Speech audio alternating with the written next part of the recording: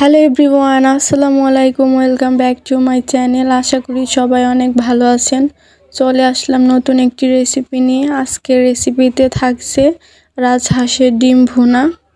এখানে আমি 5টা ডিম সিদ্ধ করে খোসা ছাড়িয়ে রেখেছি। আপনারা হয়তো দেখে বুঝতে পারছেন ডিমগুলো ক্যামেরায় অনেকটা ছোট দেখাচ্ছে, কিন্তু নর্মাল ডিমের চেয়ে রাজহাঁসের ডিমগুলো অনেকটাই বড় হয়। প্রথমে চুলায় একটি প্যান গরম করে নিয়েছি, দিয়ে দিলাম পরিমাণ মতো তেল।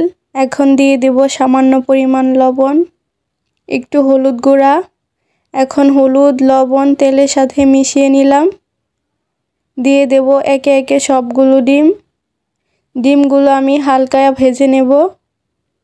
ডিম ভাজার আগে আমি তেলের মধ্যে সামান্য পরিমাণ লবণ দিয়েছি, কারণ ডিম তেলের মধ্যে দেওয়ার পর তেলটা ছিটে আসে, এর জন্য লবণটা দিয়েছি। ডিমগুলো ভাজা হয়ে গেছে, এখন চুলা থেকে নামিয়ে নিচ্ছি। এখন ডিম ভাজার তেলে দিয়ে দিলাম 1 কাপ পরিমাণ পেঁয়াজ কুচি। পেঁয়াজটা আমি হালকা ভেজে নেব। পেঁয়াজটা আমি আবারও নেড়ে নিচ্ছি। এখন দিয়ে দেব 4টে টমেটো কুচি। টমেটোগুলো আমি ছোট ছোট কিউব করে কেটে নিয়েছি। এখন দিয়ে দেব সামান্য পরিমাণ লবণ, টমেটোগুলো সিদ্ধ হওয়ার জন্য। টমেটোতে লবণ দিলে টমেটোটা তাড়াতাড়ি সিদ্ধ হয়ে যায়। দেখতেই পাচ্ছেন টমেটোগুলো প্রায় সিদ্ধ হয়ে এসেছে। আমি ঢাকনা দিয়ে ঢেকে দিলাম। ফিরে আসলাম 5 মিনিট পর। আমি আবারও নেড়ে নিচ্ছি। দেখতেই পাচ্ছেন টমেটোগুলো একেবারে সিদ্ধ হয়ে গেছে। এখন দিয়ে দিব সামান্য একটু পানি মশলা কষানোর জন্য।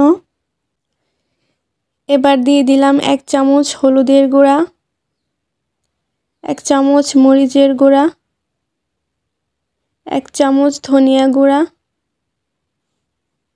এখন সবগুলো মশলা ভালো করে নেড়ে একসঙ্গে মিশিয়ে নিচ্ছি।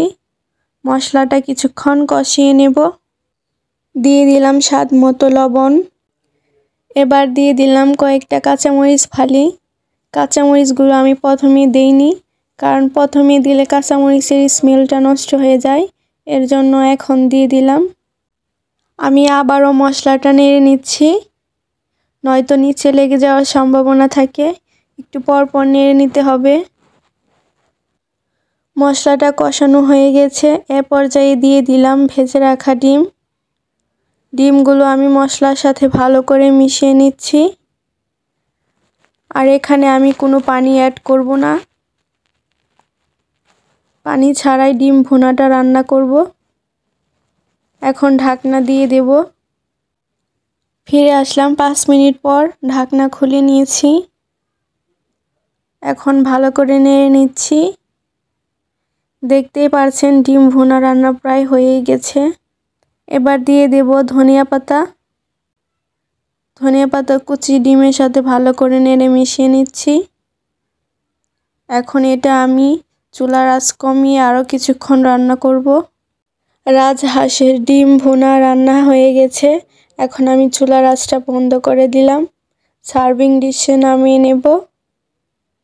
আপনারা দেখেই বুঝতে পারছেন ডিম ভুনার কালারটা কতটা লোভনীয় হয়েছে। আপনারাও এভাবে বাসায় ট্রাই করবেন।